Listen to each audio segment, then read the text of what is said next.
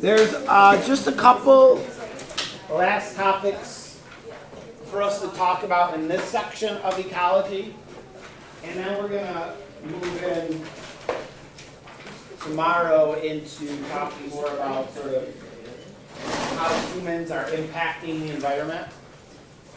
But for today, we'll finish this section that's more sort of ecology related. So one of the things we talk about in ecology is how organisms interact with each other. We know that a picture looks just like what's on the screen. So organisms are interacting with each other. They're interacting with their environment. The living portions of the ecosystem, the abiotic factors, affect the living things, the biotic factors. And another part of that is living organisms affecting each other. Part of that is what we talked about, food chains. Those relationships between predator and prey are important in how an ecosystem functions. There's another type of relationship that we call symbiosis. And symbiosis is a relationship between two species that's a very close relationship, that they affect each other in important ways.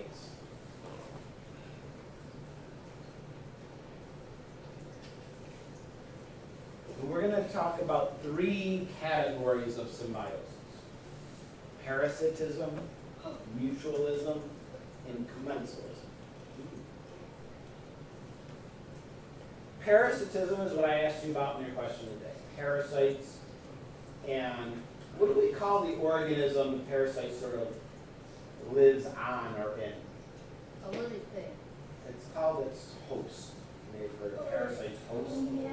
So in parasitism, there's this close relationship between two species, and one of the organisms gets injured, gets harmed in some way, and the other organism benefits in some way. The parasite benefits from the relationship, but the host, it's being harmed.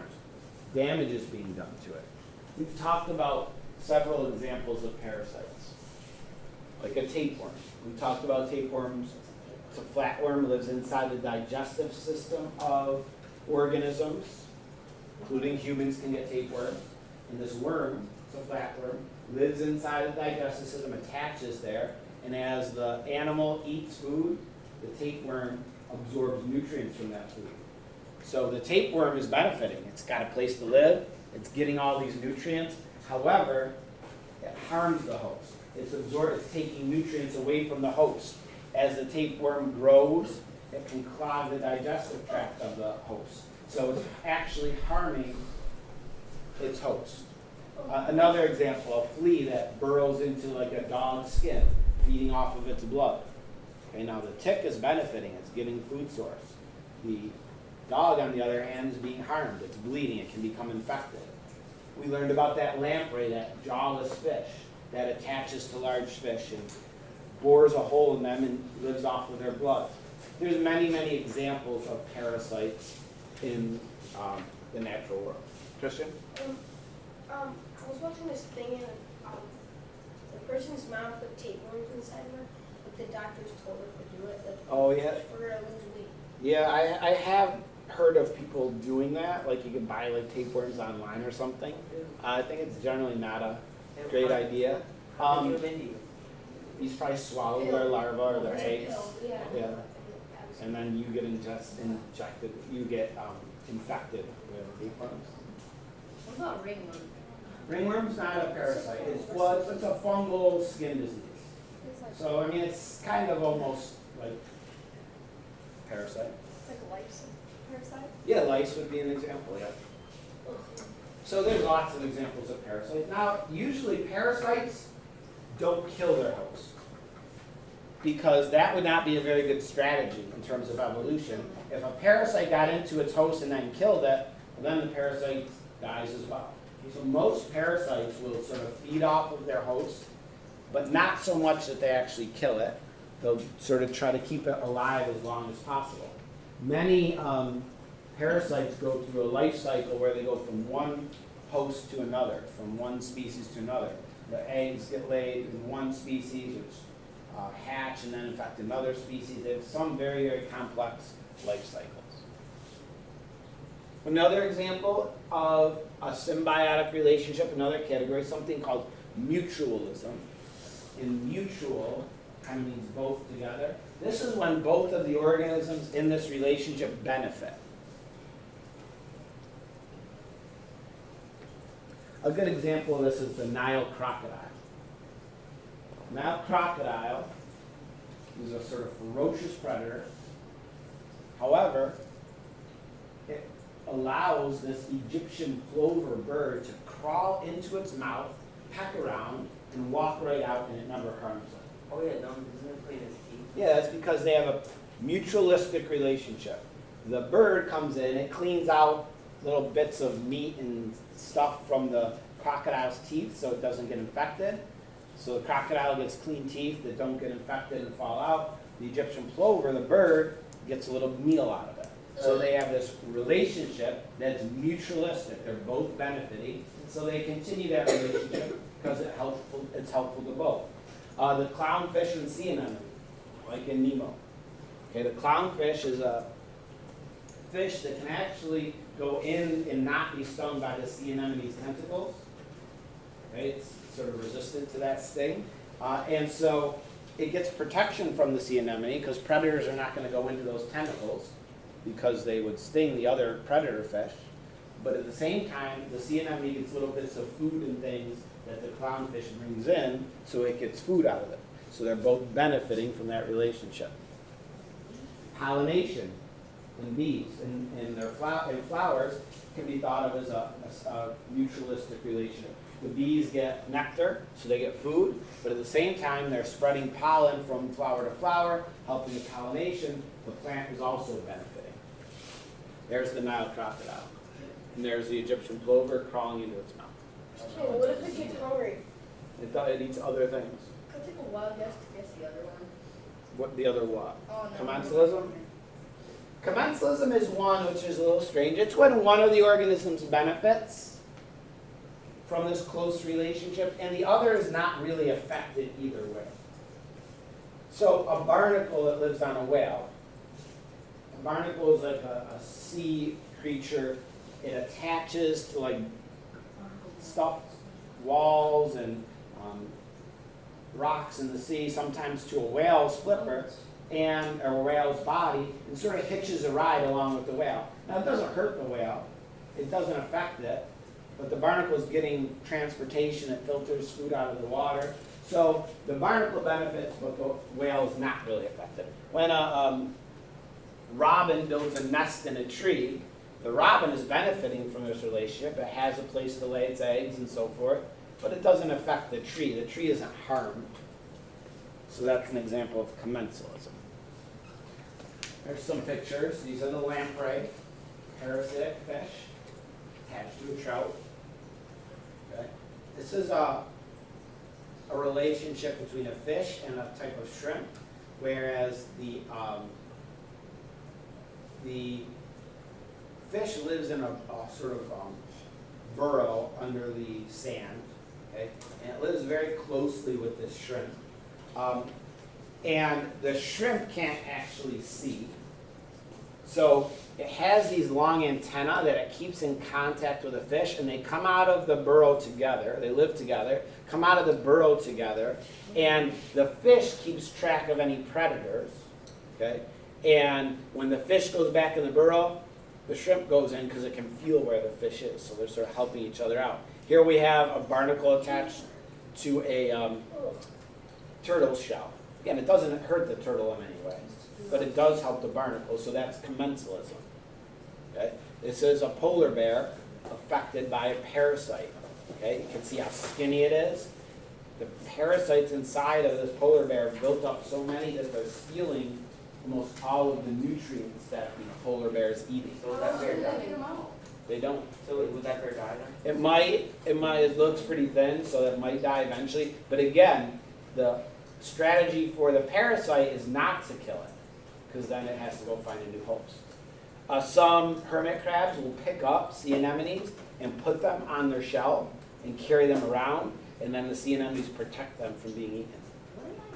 Lots of birds live on mammals and pick off little bits of little insects and things. Again, that would be mutualism, where the bird gets a little meal from picking off these little insects, and the mammal gets clean fur. But I'll come back to this hopefully. This is pretty cool. Is that in the book? Yeah. All right. No. Now, niche.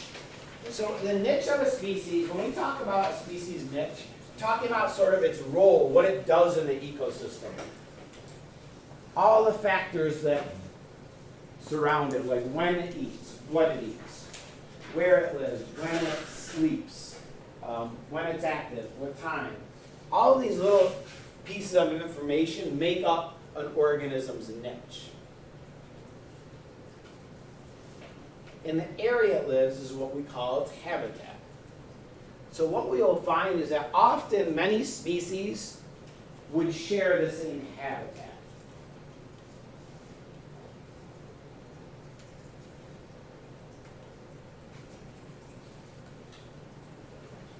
But often they will not share the same niche.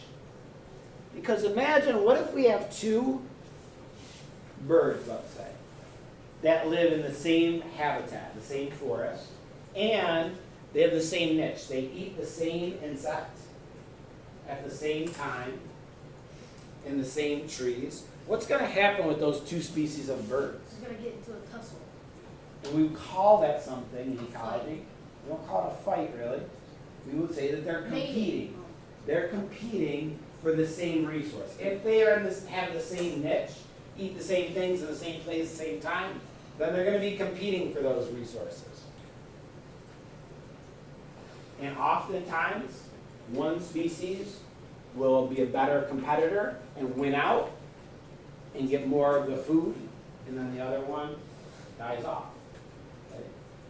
Plants compete with each other as well. Plants compete for things like sunlight and nutrients out of the soil. That's why you weed your garden.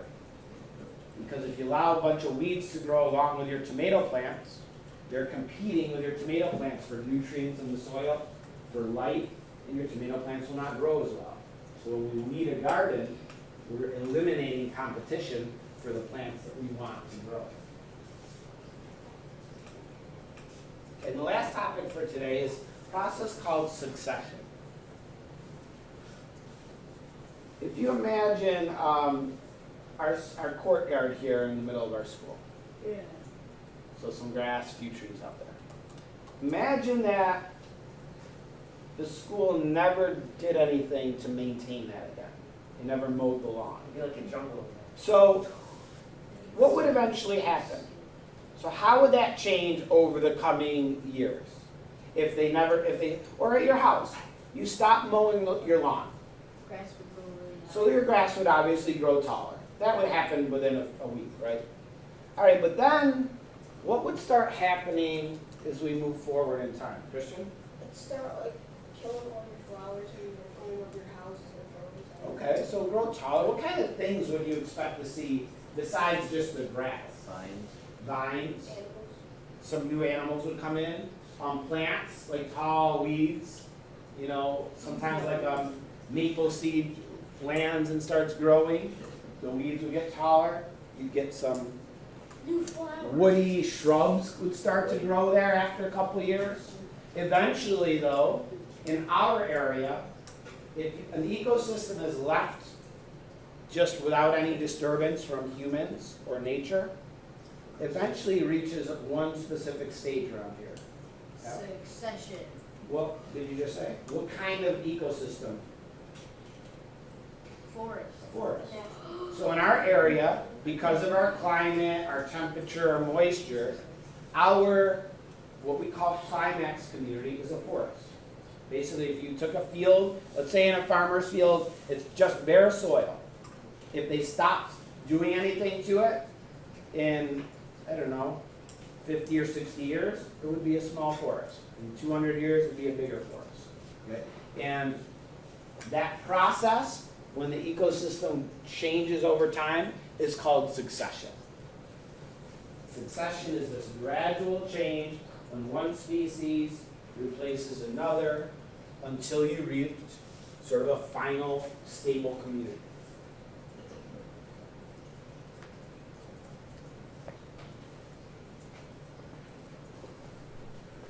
And one community replaces another, until you get to that sort of final stable ecosystem.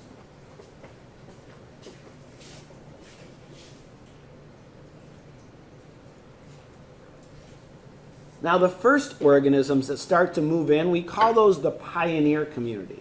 For example, I talked about the farmer's field, okay, that's just bare soil. What are the first kinds of things that are going to begin growing there, Alex? Yeah, grasses. Small, fast-growing plants would probably be the first to grow in that situation. However, there can even be, take for example right now in Hawaii, where you have lava flowing out of the volcano, okay, on Kauai, and solidifying into just bare volcanic rock. Or when I was in Costa Rica, we saw this. There was a lava flow in the 1970s, and it's just rock. Even from bare rock, you can start to establish an actual ecosystem. What can grow on bare rock? Coral, or not coral, Like moss. Moss and algae. These tiny little things that can sort of attach, and as they grow and eventually die, they start to break down and they start forming a very thin layer of soil. And eventually some small plants come in. And as they die, the soil becomes thicker. And so this process from bare rock to a forest, that can happen as well. You know, on bare rock, algae, lichens, bacteria are some of the first kinds of living things that can colonize or start to take over an area. And then, like we said, eventually we get to the sort of end stages that are stable. In our, like we said, in our area, it's a forest. Around here, like a beech, birch, maple is a mature forest around here. If you go north just a little ways, or if you go higher up into the mountains, it would be sort of an evergreen forest of spruce and pine and things like that. So it depends where you are. In some areas of the world, the climax community is a desert. In some areas, it's a grassland or a savanna. It depends on sort of the climate in those places.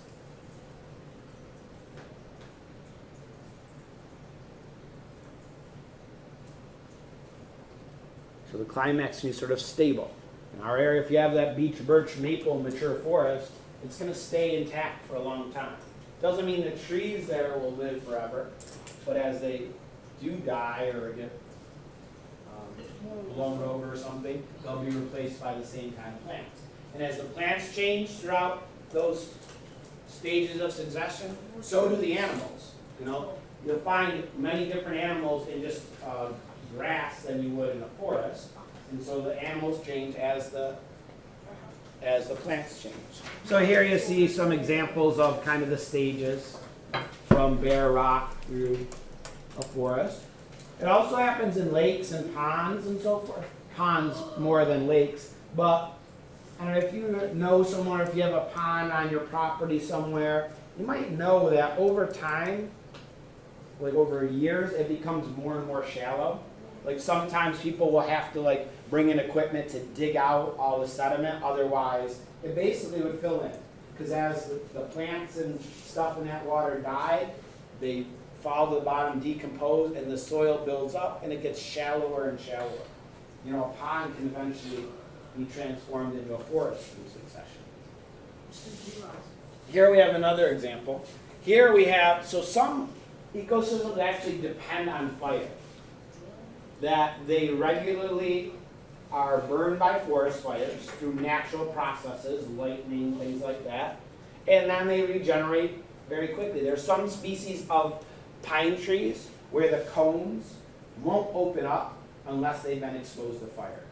And it's those trees, it's their adaptation to surviving. You know, after a fire comes through and burns most of the trees, okay, those cones can open up, drop their seeds, and that starts the process of succession again. Here you see it happening 1 year later. So you have a fire, you see all the charred trunks of these trees, no plants left, and then a year later you start to have this growth again, and that would continue. When it comes from bare rock, we call it primary succession, where there's no soil at the beginning.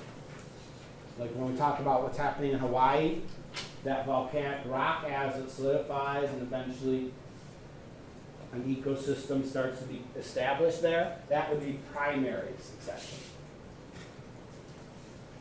When we were talking about sort of a forest fire or a farmer's field growing, that would be secondary succession, because there's been a disturbance and the ecosystem is recovering after.